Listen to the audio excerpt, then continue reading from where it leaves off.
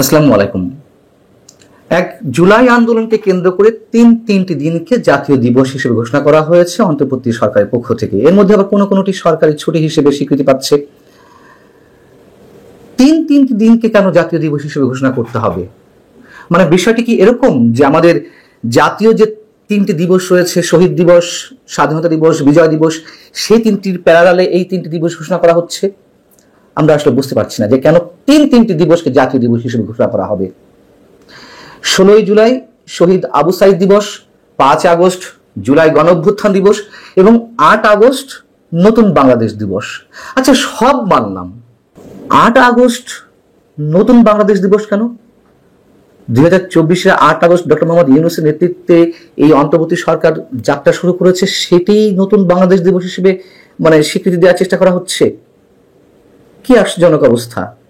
কি পেয়েছি আমরা এই নতুন সরকার গঠিত হওয়ার পর থেকে নতুন বাংলাদেশে, কথিত নতুন বাংলাদেশে? এবং যদি প্রশ্ন করি, গত ১০.৫ মাসে এই কথিত নতুন বাংলাদেশের নতুন সরকারের কি অর্জন, সফলতার কোথায় তারা সাক্ষ্য রাখতে পেরেছে? এই যে ছাত্রদের নেতৃত্বে যে আন্দোলন, সেই আন্দোলনের মধ্য দিয়ে পরবর্তীত যে বাংলাদেশ, সেখানে তো অবশ্যই সবচেয়ে বেশি সবার আগে যে বিষয়টিতে গুরুত্ব দেওয়ার কথা ছিল সেটি শিক্ষা ব্যবস্থায়। এই ছাত্ররা কোথায়, কবে, কখন একটা টু শব্দ উচ্চারণ করেছে দেশের শিক্ষা ব্যবস্থার আমূল সংস্কারের জন্য?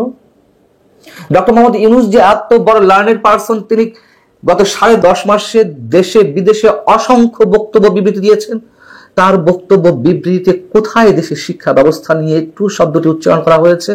কোথায় এই ছাত্রদেরকে পড়াশোনা টেবিলে ফিরে যাওয়ার কথা বলা হয়েছে? সবকিছু নিয়ে কি এক ধরনের তামাশা শুরু করা হয়েছে আমাদের সঙ্গে? এতগুলো যে সংস্কার কমিশন, এতগুলো সংস্কার কমিশন গঠিত হলো, শিক্ষা সংস্কার কমিশন কি গঠিত হয়েছে? তার মানে কোন নতুন বাংলাদেশ আমরা বিনির্মাণ করতে চান? ডক্টর মোহাম্মদ ইউনূস তো একটা বারের জন্য শিক্ষা ব্যবস্থা নিয়ে কথা বলেননি, দেশের তরুণ সমাজ, ছাত্র সমাজকে পড়াশোনার টেবিলে মনোযোগী হওয়ার কথা বলেননি, বরং তিনি সবাইকে উদ্যোক্তা হওয়া শেখান। বরাবর তিনি যা করে আসছেন, সামাজিক ব্যবসায় সবাইকে উদ্বুদ্ধ হওয়া শেখান। এই ১০.৫ মাসে যা অর্জন, সেটা তো আমরা সবাই জানি। ১১ বার তিনি রাষ্ট্রীয় খরচে নিজ কাজের জন্য, ব্যক্তিগত কাজের জন্য তিনি বিদেশ সফর করেছেন। এবং এই নতুন বাংলাদেশে যদি আমি বলি, যা কিছু আগে ছিল তার মাত্রাগত পরিমাণ আরো বেড়েছে, শুধু এর সঙ্গে যোগ হয়েছে মব কাণ্ড কিংবা মবতন্ত্র। খুব কি ভুল কিছু বলা হবে? বিচার ব্যবস্থা নিজেদের হাতে নিয়ে কি ধরনের উন্মাদনার একটা সংস্কৃতি শুরু হয়েছে। এবং এত যে কথা এই মব ভায়োলেন্সের বিরুদ্ধে সরকারের পক্ষ থেকে, সরকারের বিভিন্ন বাহিনীর পক্ষ থেকে, তারপরও আমরা এই মবদের অধ্যত্ত দেখছি না। গত বৃহস্পতিবারও খুলনাতে পুলিশের সদর দপ্তরে তালা লাগিয়ে দেওয়া হলো। কি ভয়ঙ্কর ঘটনা! আমরা এটা কতটুকু স্বাভাবিক পর্যায়ে নিতে পারবো? কতটা যুক্তির খাতিরে, যুক্তির তর্কে আমরা এটিকে সীমাবদ্ধ রাখতে পারবো?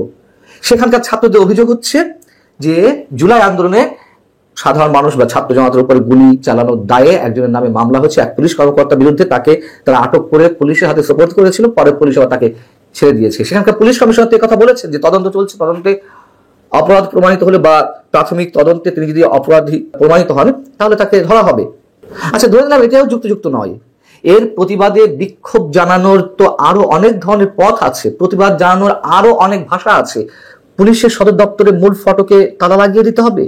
এটি মবতন্ত্র ছাড়া কি? এই ১০ মাসে দুর্নীতির ছায়া আরো বিস্তৃত হয়েছে কিনা? অবশ্যই হয়েছে। এটি টিআইবি বলছে, ট্রান্সপারেন্সি ইন্টারন্যাশনাল বাংলাদেশ। অর্থনীতির প্রতিটা খাত পঙ্গুত্বের শিকার হয়েছে। রিজার্ভের কথা বলবেন যে রিজার্ভ বেড়েছে? হ্যাঁ, অবশ্যই বেড়েছে। তার কৃতিত্ব কার? সরকারের? নিশ্চয়ই না। আমাদের যারা প্রবাসী যোদ্ধা রয়েছেন, নিশ্চয়ই তাদের এটি কৃতিত্ব।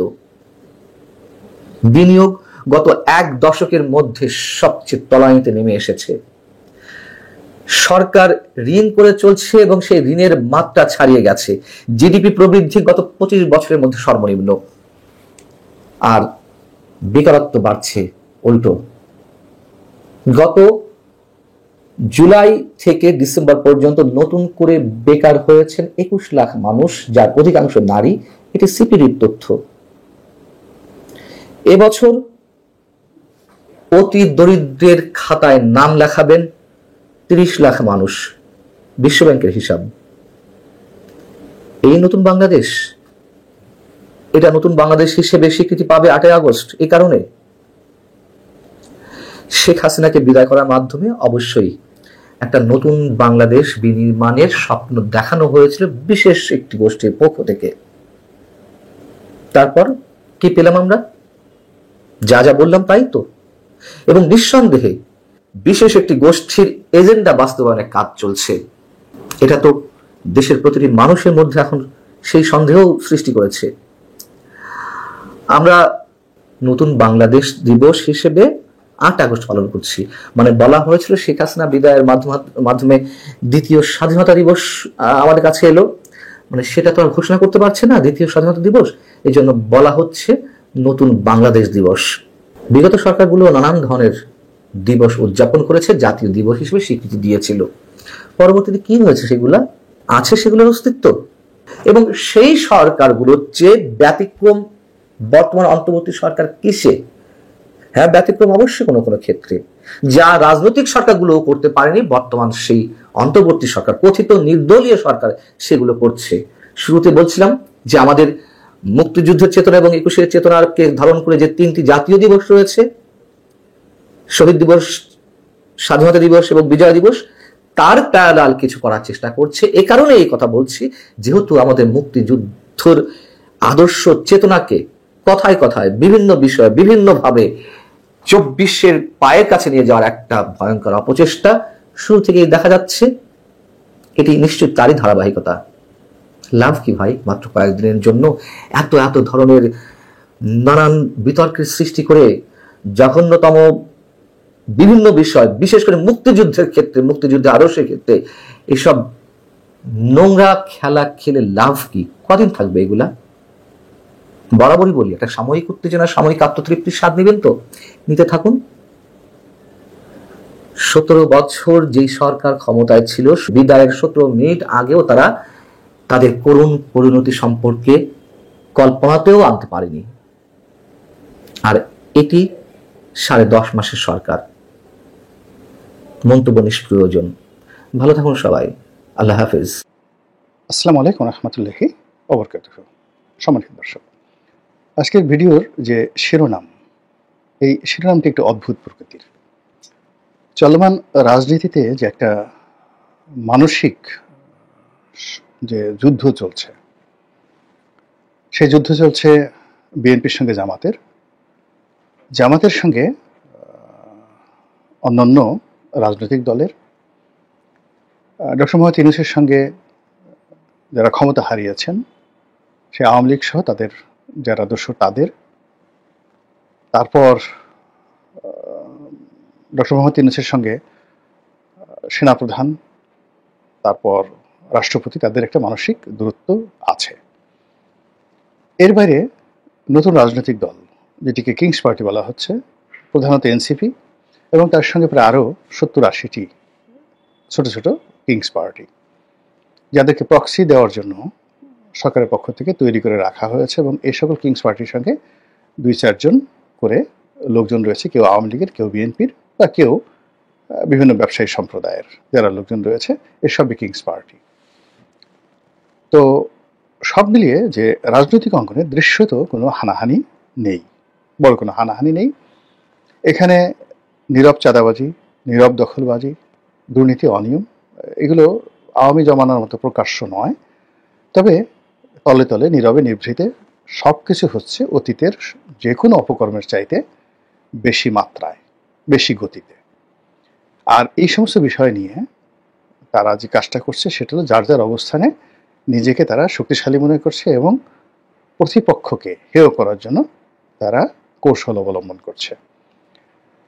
মাছ ধরার জন্য যেভাবে সুতা ছেড়ে দেওয়া হয়, অর্থাৎ বড়শির সঙ্গে লম্বা সুতা দেওয়া হয় এবং বড় একটা মাছ যখন বড়শিতে গেঁথে যায়, তাকে দুর্বল করার জন্য যখন মাছ শিকারী সে শুধু ছাড়তে থাকে, রশি ছাড়তে থাকে, মাছ রক্তাক্ত হতে থাকে, আবার একটু টানে, আবার ছাড়ে, 10 গজ টানে, আবার 10 গজ ছাড়ে, এবং এভাবে করতে করতে মাছের শরীর যখন বিষাক্ত হয়ে যায়, রক্তাক্ত হয়ে যায় এবং মাছটি যখন আর সুতা টানার ক্ষমতা, সাঁতার দেওয়ার ক্ষমতা, ঝাঁকি দেওয়ার ক্ষমতা থাকে না, তো তখন শিকারি আস্তে আস্তে মাছটি টানতে থাকে।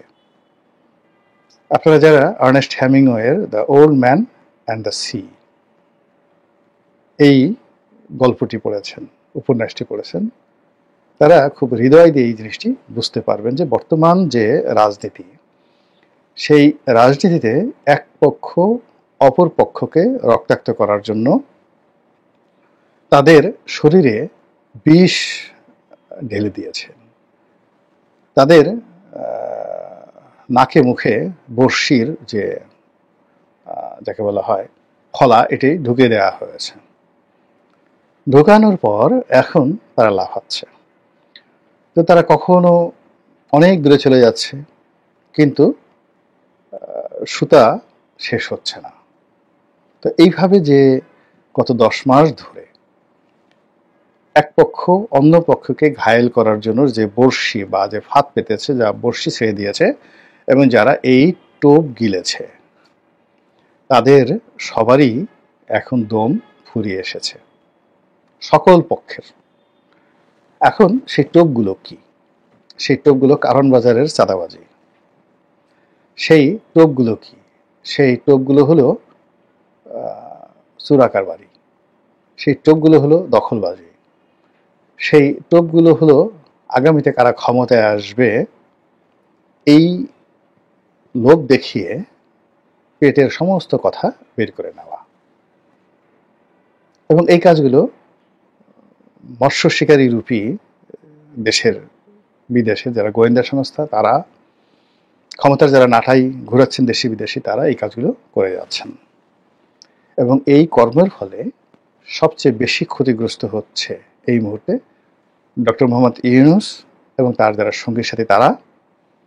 দ্বিতীয় ক্ষয়ক্ষতির শিকার হচ্ছে বিএনপি, তৃতীয় ক্ষয়ক্ষতির শিকার হচ্ছে জামাত। আমি জামাত এবং সরকার নিয়ে কোনো কিছুই বলবো না, বিএনপি নিয়ে বলছি এই কারণে যে যেহেতু বিএনপির পক্ষ হয়ে আমি নির্বাচন করেছি, বিএনপির সঙ্গে সম্পৃক্ত রয়েছি, ফলে এই দলটির যদি ভালো কিছু হয়, আমার এক ধরনের যাকে বলা হয় শান্তি থাকবে।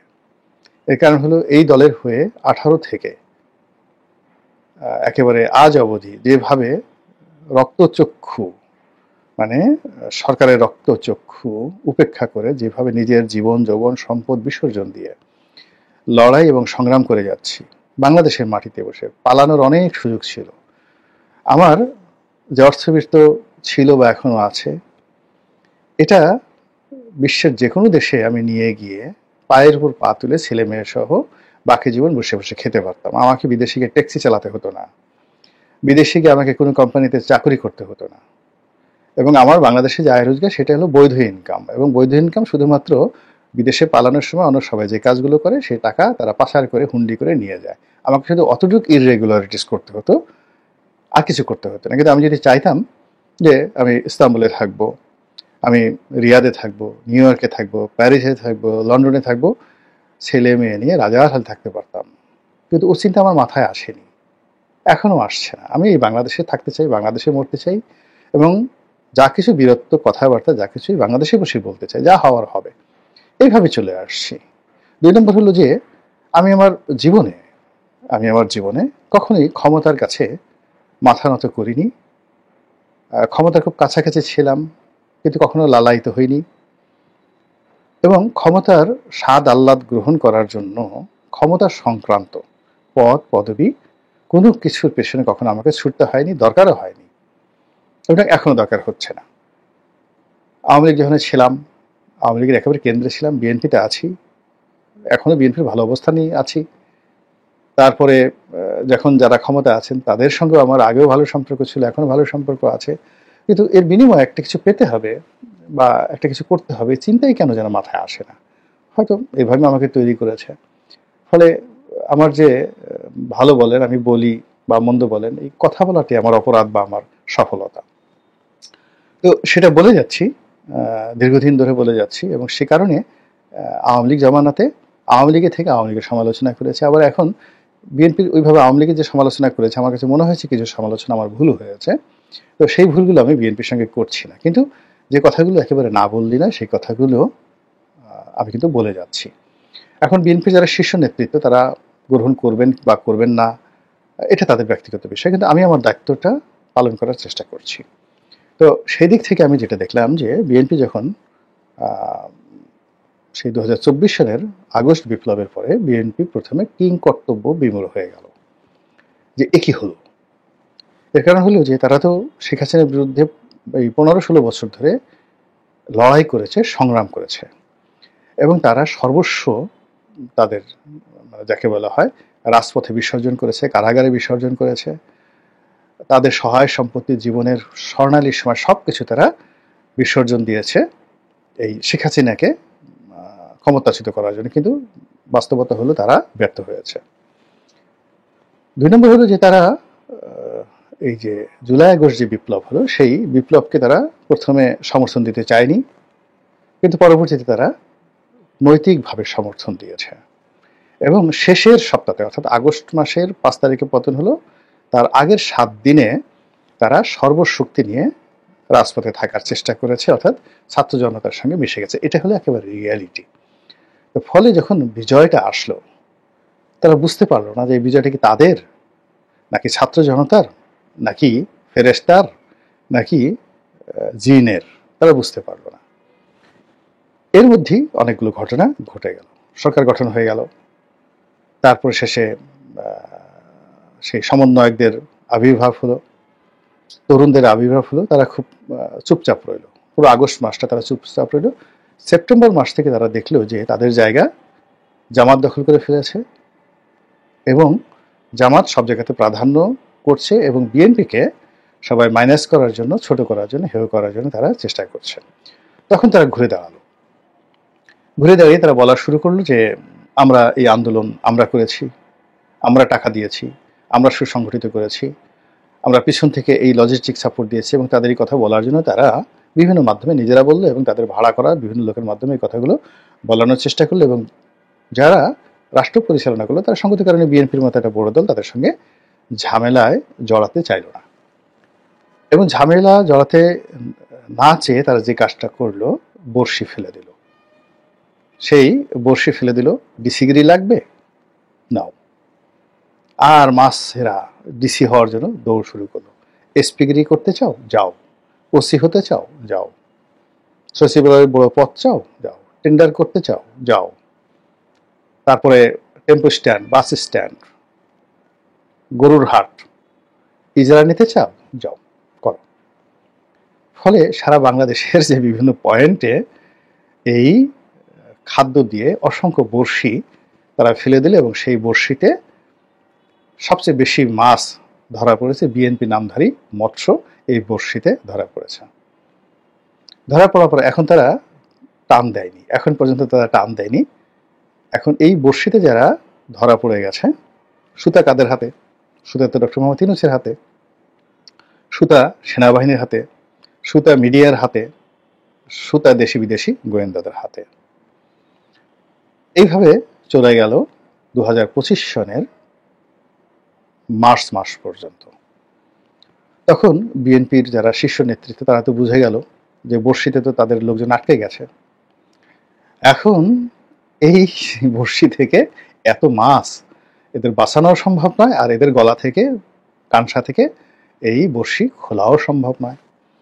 আর বড়শি যারা ফেলেছে এবং যারা ধরেছে তারা এত রুই কাতলাকে ধরে ফেলেছে এই জালের মধ্যে, তারাও এটা ছাড়তে নারাজ। বুঝেন ব্যাপারটা, মনস্তাত্ত্বিক যুদ্ধটা কোথায় চলে গেছে। এরপর 2025 সনের মার্চ থেকে শুরু হলো টানাটানি, বড়শি টানাটানি, সুতো টানাটানি, এবং সেই সুতো টানাটানিতে একটি মৎস্য বড়শি থেকে বেরোতে পারেনি, বরং এটা আরো বেশি করে গিলেছে। এবং সেখানে দেখা গেল যে রাষ্ট্রীয় যে সুযোগ সুবিধাগুলো রয়েছে, শহর জনপদের যে খাদ্যগুলো রয়েছে, তার বাইরে বড় বড় অভিজাত কর্পোরেট হাউসগুলো, S Alam, Bashundhara group, Jamuna group, তারপরে মেঘনা গ্রুপ, সিটি গ্রুপ, মানে এই যে তীর সয়াবিন তেল, তারপরে S Alam group, PSP group থেকে শুরু করে শেখ হাসিনার যত গ্রুপ ছিল সেখানেও রুই কাতলা ধরার জন্য সেখানে আদার ফেলে দেওয়া হয়েছে এবং সেখানেও গিলেছে, মাসাল্লাহ সবাই গিলেছে। গিলার পরে এখন যেটা হলো যে এই ওরা তো গিলে গেছে, এখন যে কাজটা করতে হবে সেটা হলো যে বড়শির যে সুতার যে মাথাটা, সেই মাথাটা এখন যাদের হাতে আছে, বড়শির সিপিটা যাদের হাতে আছে, তাদের কাছ থেকে বড়শির সিপিটা নিজেদের হাতে নেওয়ার জন্য বিএনপির নেতৃত্ব চেষ্টা শুরু করে দিল মার্চ মাস থেকে, এবং সেই চেষ্টা এখন পর্যন্ত অব্যাহত রয়েছে, কিন্তু কোনো সফলতা নেই। তো ওদিকে যাদের গলায় বড়শি আটকে গেছে তারা ঘোরাফেরা করছে, বড়শি যাদের হাতে আছে, ছিপ যাদের হাতে আছে তারা তাদের শক্তি বাড়াচ্ছে, আর এই ছিপ টানার জন্য তারা প্রথমে হুমকি ধামকি, আন্দোলন, লড়াই, সংগ্রাম, কূটনীতি, তারপরে কূটনীতির পরে তারা যাকে বলা হয় পারস্পরিক সমঝোতা, পর্দার আড়ালে পর্দার বাইরে বিভিন্ন বৈঠকে দেশে বিদেশে প্রাণান্ত চেষ্টা করলো, কিন্তু ঘোড়ার ডিম কিছুই হলো না, এখন আগের মতোই আছে এবং পরিস্থিতি আরো খারাপ হয়ে গেছে। ফলে এই যে সারা বাংলাদেশে যে সকল রুই কাতলার মুখে আদার যুক্ত মানে খাদ্য যুক্ত বড়শির ফলা ঢুকে গেছে, এইগুলো বের না করা পর্যন্ত তো এই মাছ বাঁচানো যাবে না। আবার বের করলে যে অনেক মাছ বাঁচবে তার কোনো নিশ্চয়তা নেই।